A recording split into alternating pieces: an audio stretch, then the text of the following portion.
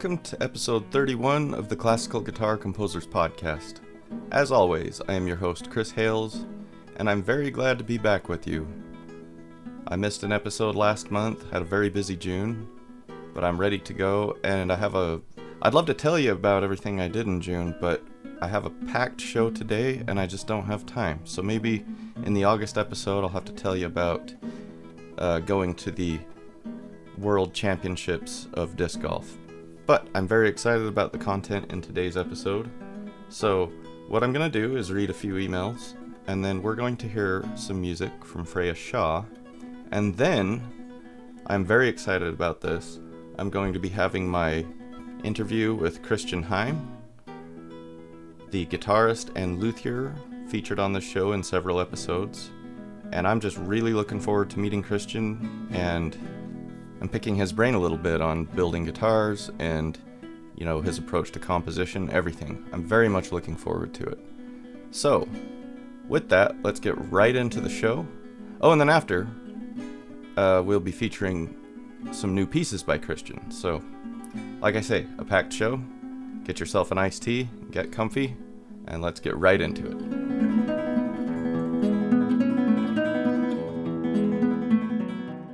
I'm going to start the show with just a couple of emails from our good friend Martin Slater. First one says, Chris, thanks for the WAV files, but things are still not working. When I transfer these files to my Windows Media Burn list, they do register their track length, but they are not included in the track count. On the playback of the CD, they are simply not played. There must be some kind of incompatibility between WAV and MP3. Anyway, it is driving me up the wall. As it is now university holiday season, I am hoping my daughter will get a temp job, which might just reduce the amount of chasing around I am doing. Apart from that, we currently have a series of live TV broadcasts called Spring Watch, done every season, to which I have contributed videos of hedgehogs in my garden, a lot more successful in that. In the photo, the hog on the right is about to attack the intruder on the left. Got anything like that in your garden? Martin. Well, nope, not so much, Martin. Mainly, I have no garden. For two reasons. One is I can't grow anything. There's so much shade at my house, and that's my excuse, but really, I cannot grow anything, no matter how hard I try. And I've just had enough failed gardens that I can't do it anymore. In addition to that, we are having just an awful drought here, and so this really isn't the year to grow a garden when you already struggle with it. That being said, I do love watching wildlife, and I do keep bird feeders. I've become a bird feeder guy. I've got 2 in my backyard, and I'm particularly fond of the scrub jays. I also leave peanuts around for the scrub jays, but no hedgehogs. But that is a cool picture, Martin. That sounds like an awesome idea, this spring watch. And regarding the WAV and MP3 thing, I don't know what's going on. I suspect it's got to be a software issue because, WAVs and MP3s are pretty standard files, and they should work. Especially, a WAV is your standard audio file for like a CD, and it's pretty simple to convert one to the other. So I wish I had better help to offer you, but yeah, something's going on the software end, I believe. And then I have another email from Martin that just came through. Emails have been piling up over the last month. Hello, Chris. It's surprising what can happen in 2 months. We have a probable Freedom Day this Monday, the 19th. Masks will be advisory, and I've already been to a guitar concert, albeit a small one given by a local girl. Face masks and social distancing strictly enforced. I also have a ticket for my Southampton Society's first official concert since the first lockdown. The performers will be Gary Ryan, also known as a composer, and Craig Ogden this Sunday. They will be doing a combination of duets and solos. Personally, my inability to include my recent recordings with my older ones has rather parked my enthusiasm on that front. I am, however, glad I have discovered an avenue to share more music with yourself at least. I have also recently discovered that the film Great Expectations, based on the Charles Dickens novel, has a piece for classical guitar played by John Williams, link attached. I am also attaching a video from my home garden taken on the night of the 13th of July. Hopefully you can access it. The night cam was positioned simply to monitor our hedgehogs. Later in the video, there is, however, something that enters from the left which is very eerie. There were no lights or torches involved, so our conclusion is that it is likely ghostly. It is difficult to really make out, but it certainly makes sort of walking movements. Maybe cat-like? Your thoughts on this are welcome. After this incident, my daughter said that one night she accidentally left the cam in our kitchen facing the ceiling. Apparently it took 7 pictures. As it is only triggered by motion and knowing our house history, she deleted them without seeing them, saying that stopped. I don't think my wife is in the market for any kind of exorcism. She will continue praying, which is fair enough. After all we really have to do is keep calm and keep playing. Martin. Okay, there's a lot in this email. I'm not familiar with Gary Ryan. I do have some recordings by Craig Ogden. He's a great player. I hope it's a good concert, and I wish you all the best with your freedom, Martin. I don't know how you feel about it all. Being a freedom-loving American myself, I'm hoping you have yours. And thanks for the tip on John Williams. Man, John Williams must really make the rounds of movies. Whenever you need a classical guitarist in a movie, call John Williams, I believe, right? He did the Deer Hunter, I think. So that's cool. Another thing, I've never seen Great Expectations, and I have also not read it. I don't really want to read it, but I would like to have read it. That's how I feel about a lot of classic literature. For being a person who likes older things for the most part, literature, I'm kind of all on board with more modern writing. It might not be as pretty, but it's just quicker moving. Okay, and then I can't wait to watch this video, so I'm going to watch the ghostly video and then respond. Okay, Martin. Wow. I need to know more. So is there anything that could be reflecting? Because is your camera behind a window? Anything like that it could be reflecting people? If not, that's very interesting. It certainly does look like, what it looks like to me is like the reflection of somebody in glass, but I don't see any glass. So that's pretty creepy, Martin. I love it. As always, thank you for writing in and adding to the show, Martin. It's always appreciated. Okay, now we're going to hear some music from Freya Shaw before we go to Christian's interview. Freya has this project and they have a Kickstarter, so I'm going to go ahead and squeeze it into this episode. Freya writes, "Ahoy there, Chris. Hopefully you received a piece of music called Rain on My Window. I composed this piece alongside a music score for a series of short films a group and I are currently producing, known as the See-Through series. See-Through focuses on a future where humans have fled Earth and settled on a new isolated planet. Ruled over by a controlling government, humans live in solitary in their rooms with their only contact being online. After the film's 5 main characters are sent to Earth to explore its living conditions, they discover their newly found freedom whilst learning to survive in an environment completely different from what they are familiar with. We have organized a Kickstarter campaign to help pay those involved in the film. We would really appreciate any support people can provide. The film is currently in its production process, but will be made available at the end of this year. We have an Instagram page for those interested in keeping up with the film. In the piece, Rain on My Window, our 5 main characters have just landed on Earth and are exploring the forest and overgrown countryside landscapes they have never experienced before. I composed and play the classical guitars heard in this piece. Special thanks to Andre Louise for playing the beautiful piano, and Ben Chalker for assisting with the amazing production. I appreciate their help and talent so much. I hope you all enjoy the piece, and I'll make sure to send links to the film's Kickstarter, social media, and links to find the artists mentioned on the track." Okay, and then Freya also sent another piece and commented that the actual name of the piece called Rain on My Window is Chapter 2. I'm assuming relating to the film score. She also thanks Irene for her beautiful violin. And she says, "I have always dreamed of producing a piece including classical guitar, piano, and violin. So I'm very proud of Chapter 5's score. If you can hear a percussion type sound, the piano's sample instrument was recorded from the inside of a piano, so you are hearing the brushed strings as the piano is played.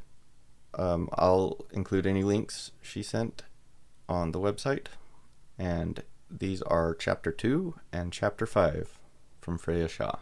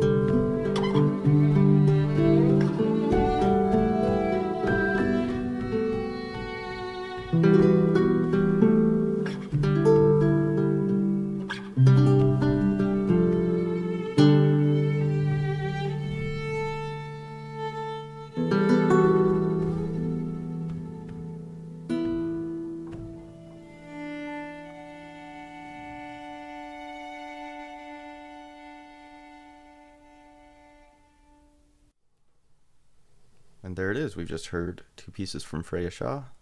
Thank you, Freya. And again, check classicalguitarcomposers.com for those links. And now we will move on to something I am very excited about. I've been looking forward to this. I'm going to have a conversation with Christian Heim.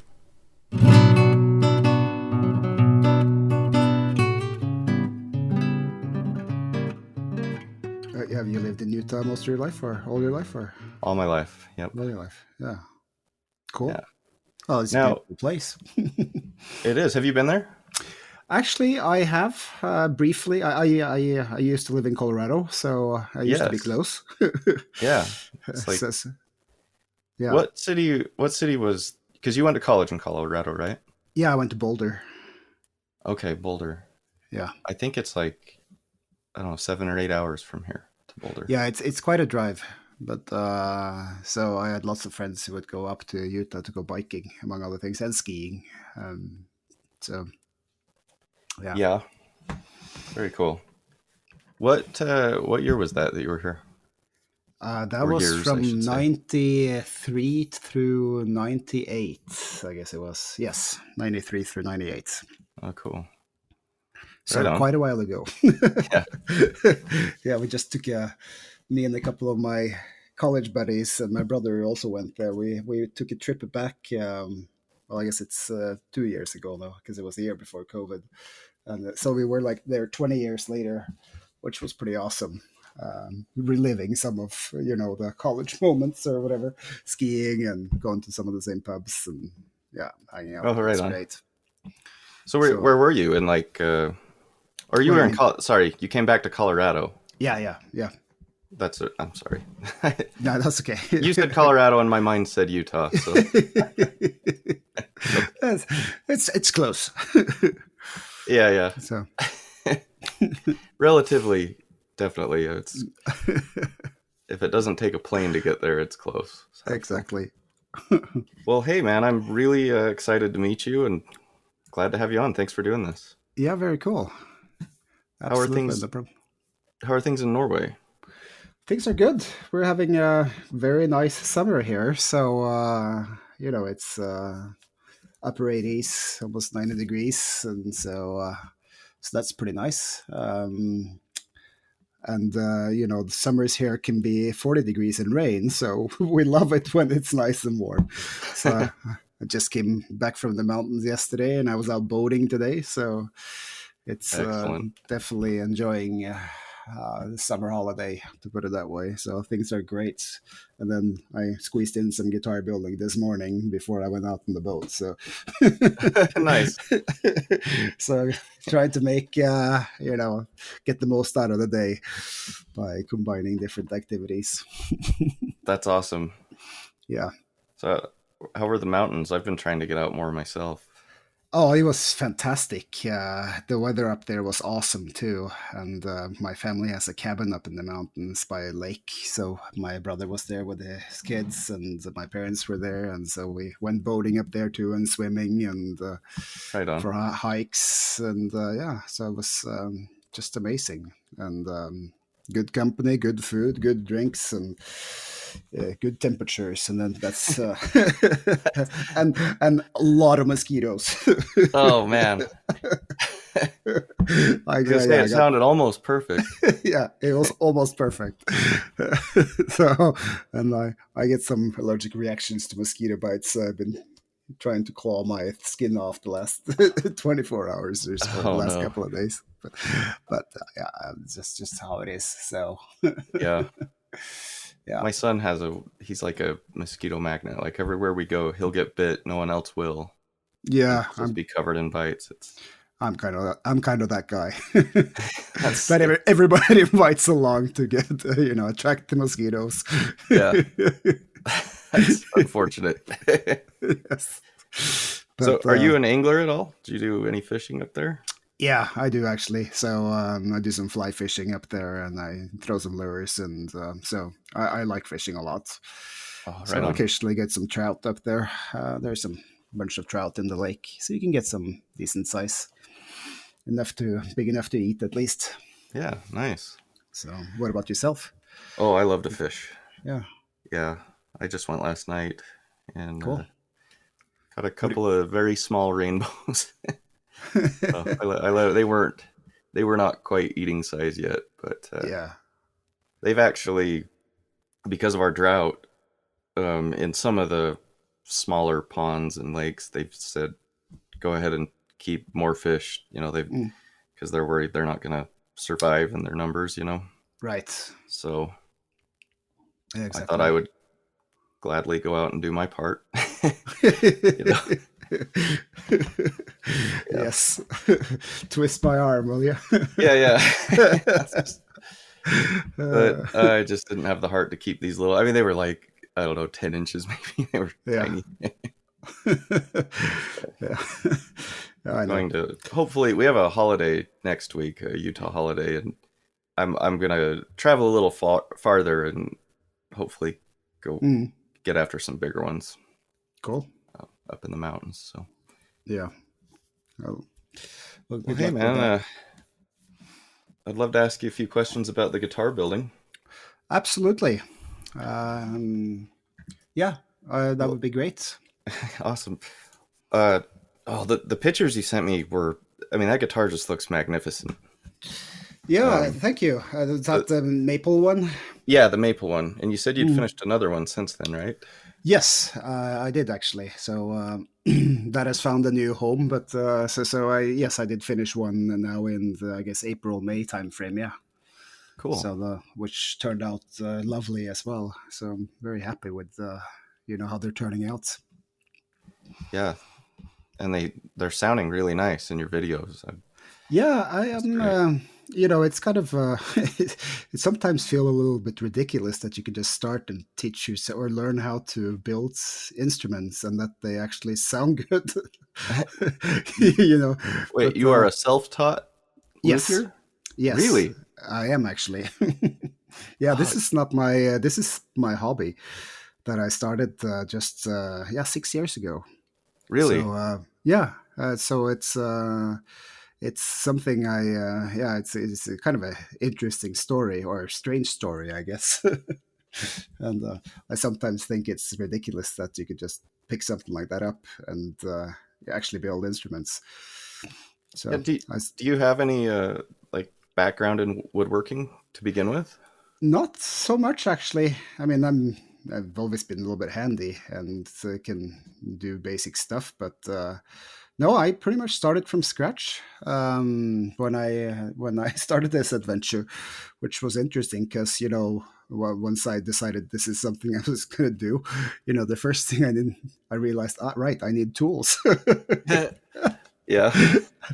And then you start acquiring tools, and then you're like, right, I need to figure out how to sharpen them and set up the tools and learn how to use them properly. I hadn't used things like a plane since woodworking in high school or middle school or something. So it was but yeah, but it's you can figure all this stuff out, and there's lots of good resources on YouTube and message boards and things like that that can help. So Wow. yeah, Well, that's so really it's been amazing. Just quite an adventure. how how did it start? Like, what made you So make that decision to say, I want to start building guitars?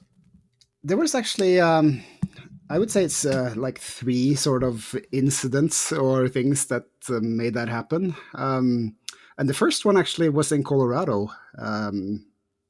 When I went to school there, because I went up to Wyoming to this luthier there called Larry Breslin, who built the guitar for me. He later moved to Colorado at some point in time, but quite an established luthier.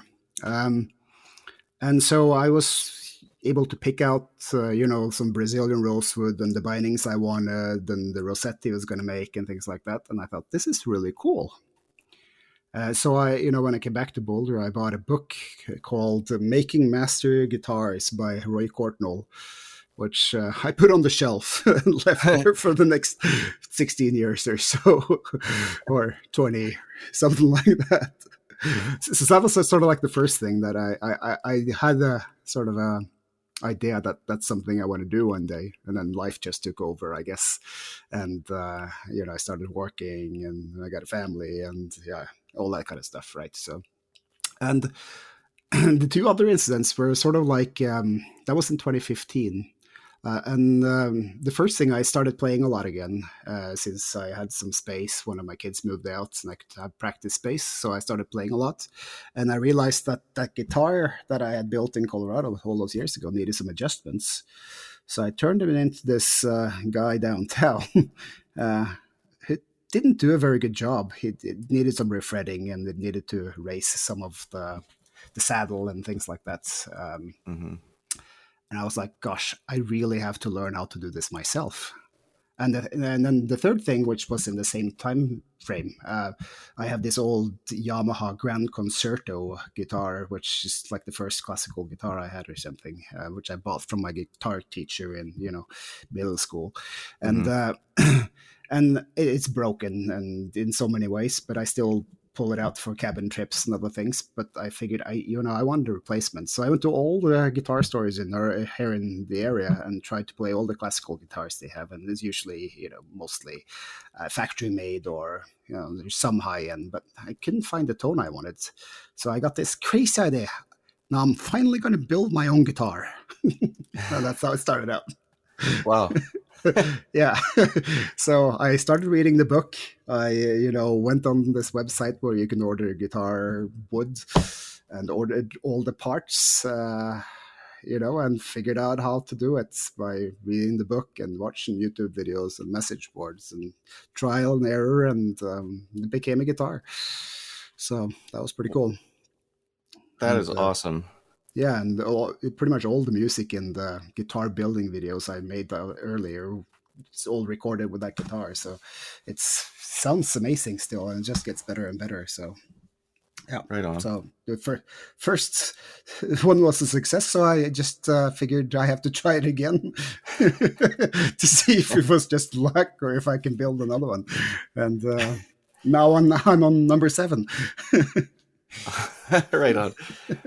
I love that that came out of just I can't find anybody to do a good job on my guitar, so I'm just gonna have to do it myself. Yeah. And then that leads to the. I And kind of since had a. then, yeah, since then I've met some good luthiers around there in Norway. There's a handful of them in Norway, so there's not many that build classical guitars. So Oh, really? yeah, Are they more like steel string guys or? there's quite a few uh, of them too, but there's like a handful that builds classical. Okay. Probably less than 10 that at least build and sell. Most of them do repairs a lot of the time because Uh, it's hard to live off guitar building. I've learned. yeah. So and yeah, like I said, for me it's a hobby, so it's not my main job. So Well, that was something I was curious about. How long does it take you to build a guitar from start to so finish? yeah, so it takes me about 250 hours or so. Wow. Yeah, between 200 and 250 is usually what I estimate. I haven't actually completely measured every hour, but that's the time frame, Right. and that's not And uncommon. you have to find spare time to do this. Yeah, Not so I the use Saturdays and Sundays and evenings and vacations and things like that to do that. So during the Corona, I saved 2 hours of travel time every day to work, so that sort of helped. Oh, right on. Yeah, so that gave me some extra time in the evening, so instead of traveling, so that was nice. But I mean, you can speed up things by using a lot more machine tools or whatever. I like working with the hand tools, um, and it gives you a lot more control of the process. And if you read about Daniel Friedrich, for instance, is one of the best known builders of the last century, who unfortunately recently passed away. I think it was last year. He also said that he uses 200 hours per guitar, so there's tasks to be done, and there's only so much you can optimize them, right? Unless you want to start some kind of production line. Right. What So there's a lot of effort and love and patience that goes into the instruments that all the classical guitar players out there have, that come from luthiers. what are you doing by hand that you could be doing with a machine? Well, that's an excellent question. Uh, I mean, I I suppose, just love the idea of doing it all by hand. yeah. So you can use a router for a lot of things. Cut Okay. out the heads of the guitar, the neck. You can route all the binding channels. You can a lot of these things you can do with a router, and with set shapes that would probably go a lot faster. Um, you can use what's it called?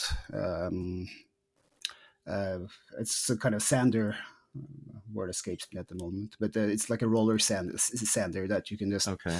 put Yeah. a sheet of wood in between, and it takes it down to sands it down to the correct thickness, right?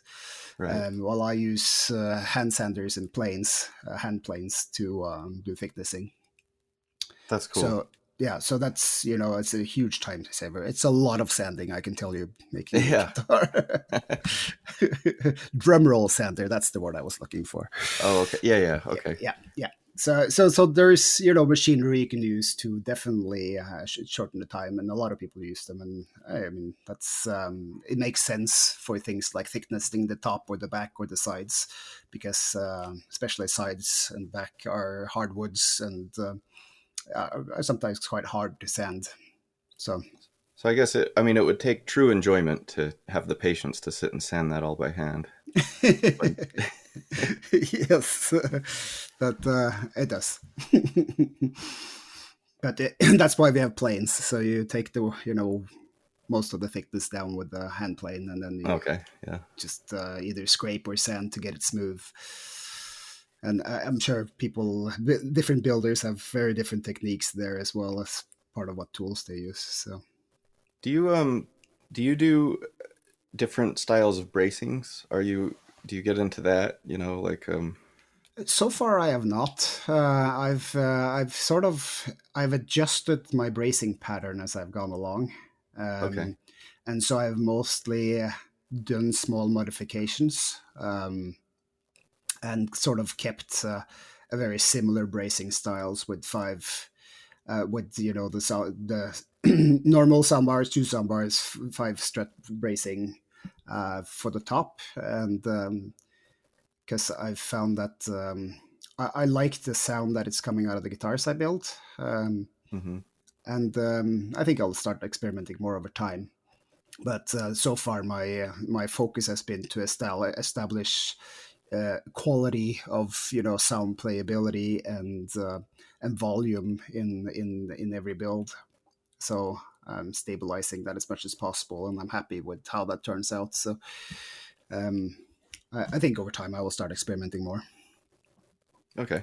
And I know a lot of builders are doing lots of different crazy stuff and traditional stuff, a mix. And there's definitely a lot of methods out there, different methods. You got the double tops now, which sort of had a mesh in between, and so there's many different Yes. approaches. I recently saw a double top guitar, Mm, and that's an interesting idea. yeah, absolutely. Speaking of tops, so we typically our tops are either spruce or cedar. Mm. Is there anything else that? Redwood is also being introduced, I guess. Oh, I really? have, yeah. So redwood is also used, but typically it's spruce or cedar. I've seen some people build. I've seen pictures of builds with maple as well.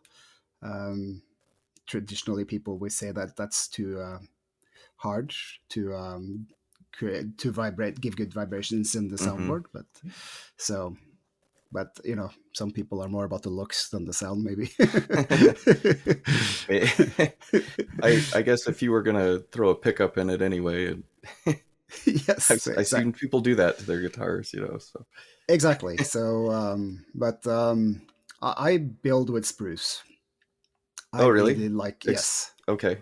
so far exclusively, and the reason for that is the guitar I built in Colorado 20 plus years ago. That's cedar, and it's got a nice full sound, good range in the basses, and also the trebles. But the thing that I really like with spruce is the clarity of the trebles that come out of it. And that's just to me is the sound I've been looking for and wanting. And and that develops more over time as well. And so I've gotten this passion for spruce, I guess. Okay. Mm. I understand that completely because that's exactly how I feel about a spruce top. Mm. And when I had a guitar built, I went through the decision of should I go cedar or spruce, and Right. I noticed the cedar guitars I played, they were louder, and I mean they were almost like just a cannon, you know what I mean? But the Yep. spruce had this sweetness Yes. that Exactly. and I felt that the spruce was. So I tried a bunch of different pieces as well, Hmm. and at the time I had plenty in my fingers, and so I noticed I liked a lot of stuff on cedar, but there was a lot of stuff I didn't care for in the cedar, whereas everything sounded good on the spruce. Yeah. And yeah, So what did you go for? I remember you said it on the podcast before. I believe oh you well, said it. But originally I got a spruce. My okay. main Right. guitar that I play, I had it built like 9 years ago, Yeah. um, by my friend Justin Leslie. It's a spruce top. It has Hungarian rosewood back and Okay. sides, Cool. and I mean, that's what I've done. Like everything I've featured on the podcast was recorded on that guitar, and it's still my main guitar. But I did just recently pick up a cedar from him, Yeah. because of Honduran rosewood is what you said. yes. Yeah. Yeah. Oh, Well, did I say Hungary? I meant Honduran. Sorry. yeah, I think you said Hungarian, so I wasn't I, sure. I You might have discovered a new sort of. oh yeah, Or yeah. would. It's a big secret though. Yes. Wrong part of the world completely, Yeah. but No, no, it's no, fine. Honduran. All right, Now you just mentioned that guitar you had built in Colorado. You said had the Brazilian rosewood. yes, I yes, played one of those once, and I that is some great stuff. Do you work with yeah. that at all, or So Brazilian rosewood is extremely expensive right? It's like these days. Yeah. endangered, right? Or at That least is that as well. So you cannot really. It's just protected by CITES, so you cannot ship it or things like that. But I mean, okay. you can probably get a hold of it with certificates and everything. But those are running very high prices. So to me, that's not worth it. Okay. And my guitar professor in Colorado said that he's never seen a Brazilian rosewood guitar that wasn't cracked. Oh, So really? it's probably not quite true, but it does crack easily with age because it is seems to be a bit susceptible to humidity more than other maybe. So mine's cracked in the back, I see. So there's some Oh, truth to it, I wow. guess. Interesting. But yeah, but no, it's very expensive, and so you can buy guitars made with Brazilian rosewood today, but they cost a lot, and the materials cost a lot. So Well, they we're I quickly talking, thousands of dollars just for the back and sides. wow, Yeah. that's interesting. I had not heard that. The only experience I've had is I played one that my friend built, Mm. um, which looked. I loved the look of the wood, Yeah, but it's also had a beautiful. great tone. And I don't know how much the back and sides really affect the tone, but I mean, do they? Well, I think there are many opinions on that matter. Okay. uh, Many different opinions on that matter. And to a certain degree, I believe they do. I can. There's different things that affect the tone, and but you cannot say that you can build two equal guitars anyway. It's a composition of all the different parts, right? And so quite often the back and sides wood is not the only thing affecting the difference of a sound between two guitars. So it's very challenging to build two equal guitars, but just change the sides or the back. Um, and to hear the difference that way. But there are characteristics of different kind of woods, and that's definitely, I think there's something to it, even though what the Torres found was that the top is maybe the most important piece. They all fit together to create an instrument, right? Right. Yeah. So there are people who think, and also depends on the instrument. For a classical guitar, I think maybe you can hear it more than you can for a steel string, Okay. um, because it's built slightly different, and the it has different characteristics. So I think it's even maybe a more difference there, but So do I don't you know. use mainly Indian rosewood? Is that what you use, or? Actually, I use all kinds of different things. So Oh, I okay. like to make each guitar unique. So I've used Indian rosewood, I've used siricota, I've used Maple, flame maple. I've used spalted maple. I've used for the last one I used imbuya, if that's how you pronounce it. It's like Brazilian walnut, which was stunning. In the patterns it had and the flame. Wow. And the one I'm building now, what am I using there? I'm using cocobolo, which is also a rosewood. So Okay. I've done, yeah, and I've used Brazilian tiger wood on one of them. I think I've listed all of them now, but yeah, I've I've gathered quite a different collection of. So I like trying out different things in that sense, piecing different things together and making each one sort of its own artwork, if I can say that. Right. And because there are so many beautiful woods out there. Yeah, I That didn't realize that there was that many you could use for back and Yeah, sides. there's lots more. I mean, you could use a lot more to mahogany. You can use, fruit trees.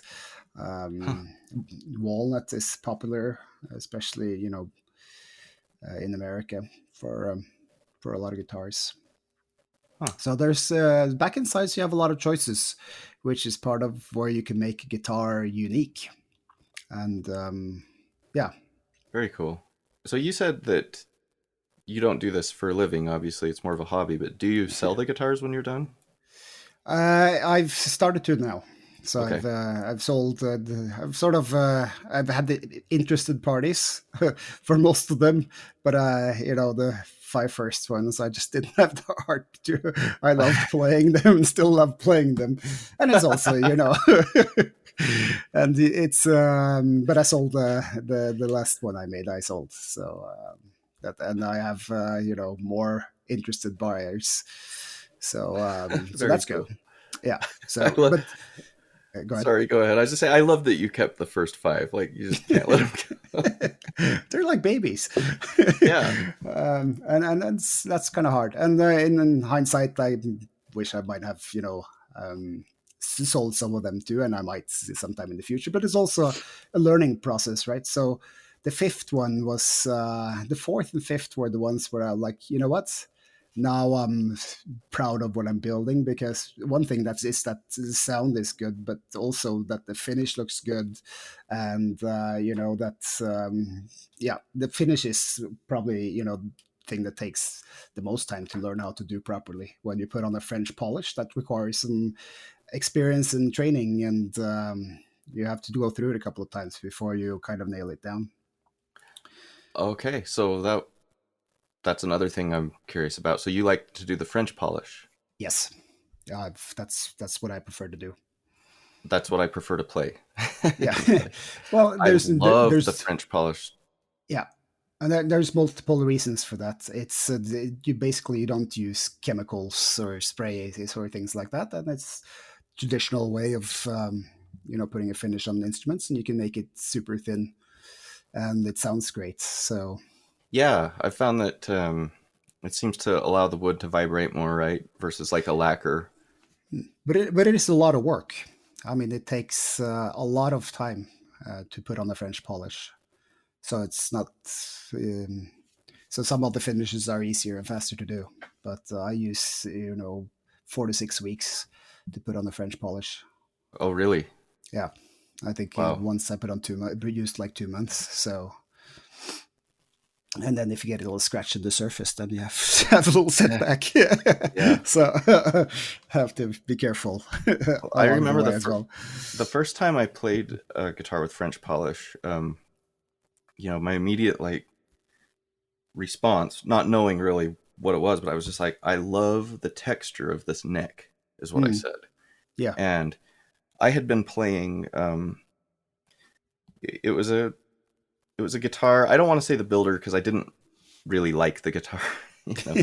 But it was a guy in America, and I had bought it from someone, and it was okay, but it had it seemed to have just this thick lacquer coat on it, and my thumb, when I would slide up and down the neck, it was like my thumb would get caught, and there was just always like kind of gunk building up. Yeah. And that French polished neck, it just had this, you could feel the wood grains, but yet it was smooth, and it just, I don't know how, it's hard to describe, but I loved the Mm, feel of it. mm. And since then, I'm kind of like, I don't ever want a classical guitar that's not French polished. Yeah, that's fair. And people you do different things. Some people use like oil on the neck and then French polish the top and then do something else on the back. So I mean, there's many different approaches. I French polish the whole thing. Yeah, So that's what I prefer to do. that's awesome. And it's also, you know, when I was starting out, that was the easiest for me to get the hold of too. It's the shellac that you use for French polishing, and you can use it both as a sealer and for the finish. So it sort of has multi-purpose along the way. Okay. What is it about it that takes it so long? Is it just many layers and Yeah, so you basically interweave hundreds, thousands of you know, you swirl this into the body, and so you basically put on lots of micro layers that melt into each other to create the finish. And so in between sessions too, it has to harden, and you have to leave it alone for a little bit. You can do, you know, only so many sessions per day, okay. and how many sessions you do depends, but 10 to 15 is not unusual. And then, you know, all sides of the guitar and everything. And then you have to polish this down afterwards and things like Wow. that. So it's Okay. it does require a lot of work. So sometimes you will see. I've seen in the past, at least, that you go to a builder, and if you want to have a French polish, it costs a lot more than other kinds of finish, Yeah. and that's why.